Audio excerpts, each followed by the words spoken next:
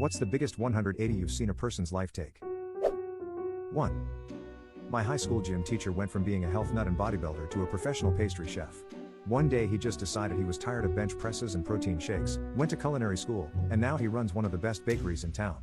The dude gained like 50 pounds but swears he's never been happier. 2. I knew a guy in college who was a straight A student on track to become a doctor, but he was miserable and burned out. One day, he dropped out, moved to a small town, and started a woodworking business. He's now incredibly happy making custom furniture and says it's the best decision he ever made. 3. I was 13 years old, overweight, sick all the time, prone to violent outbursts, and actively researching the most painless and foolproof methods for ending my life. I started running. At first, I could only make it a couple of 100 feet. My ankles felt like they'd burst into flames. But I leaned into the pain, because it felt like something other than despair.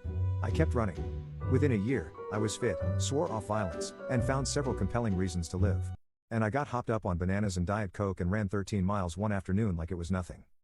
I've fallen back into the pit several times in my life, but I always claw my way out toward the light. Running has always been the fulcrum. I'd be dead without it. 4. I once knew a guy who was super shy and never went out, but then he started doing stand-up comedy and now he's performing all over the place. It's wild how much he changed. 5. He was a law-abiding, productive member of society, with a great career, home and family. Then one day he decided to go to the casino for fun.